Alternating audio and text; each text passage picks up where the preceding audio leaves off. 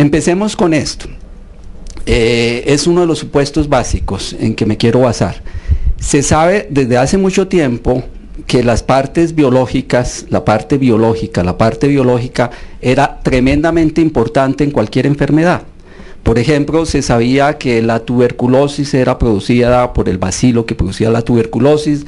Después se intentó buscar qué remedios combatían ese bacilo. También pasó exactamente igual con la sífilis, cuando se descubrió cuál era la bacteria que producía esa enfermedad tan desastrosa, y después se buscó sencillamente durante un largo trayecto que llevó a que 2 personas tuvieran el premio Nobel de Medicina, a descubrirse la penicilina que curaba precisamente esa enfermedad.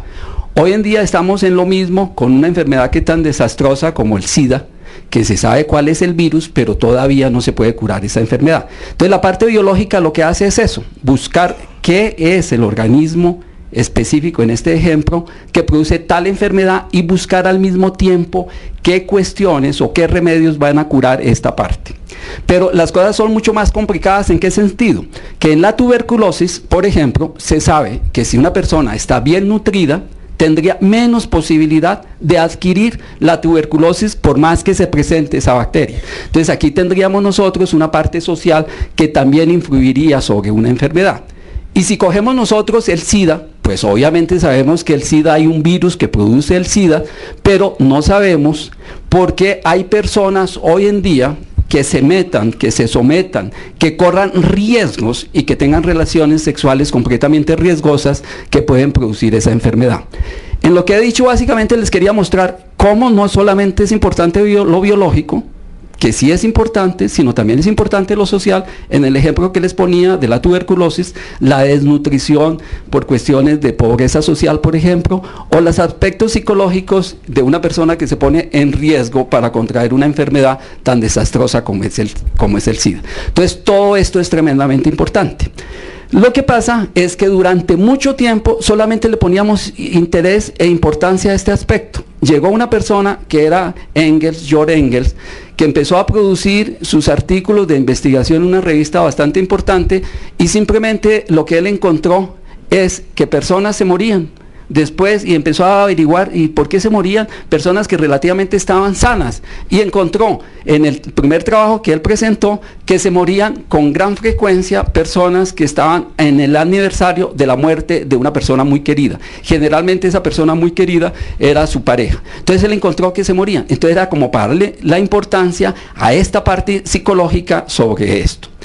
Entonces llegó él a decir, mire, es tan importante no solamente lo biológico, sino es tremendamente importante lo psicológico y tremendamente también importante lo social. Y todo, tanto lo social como lo psicológico como lo biológico, son multideterminantes. Es como cuando uno se gana la lotería. Uno no se gana la lotería con un solo número, sino uno se gana la lotería con varios números. Con un solo número no se ganaría la lotería.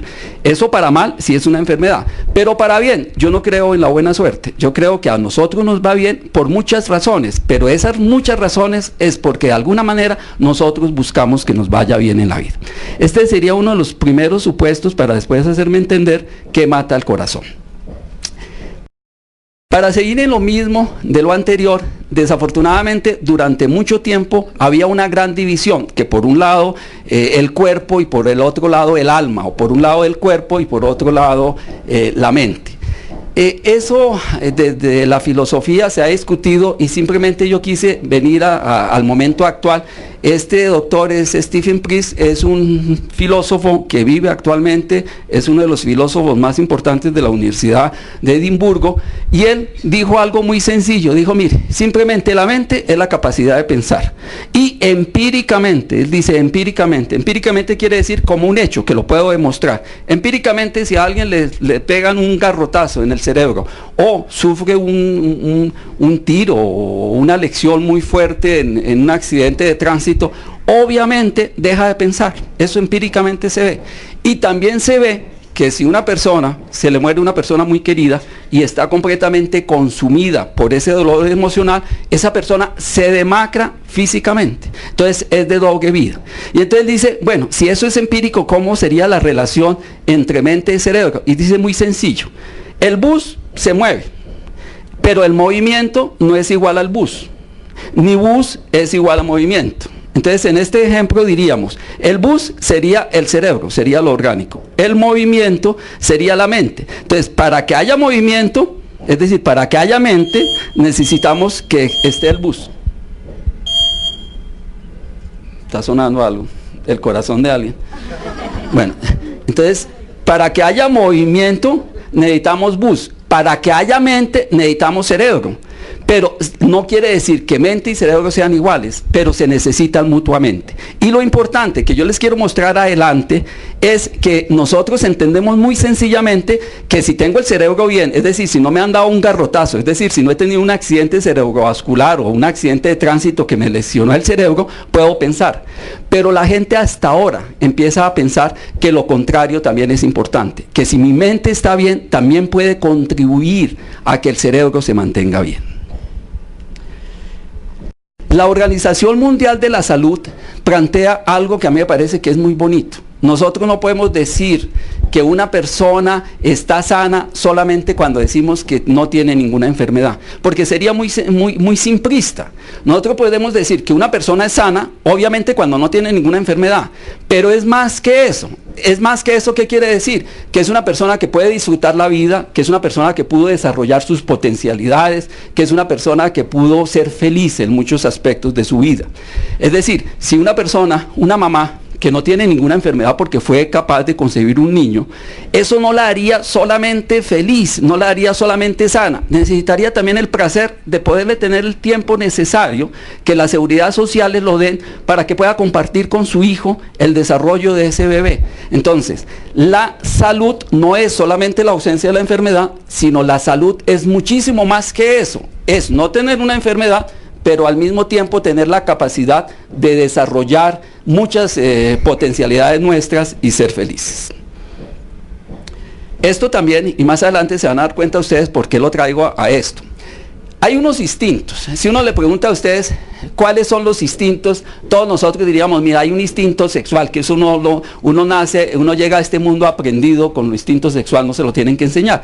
Es algo como muy biológico, y ese instinto sexual básicamente ¿para qué sirve? Para la reproducción.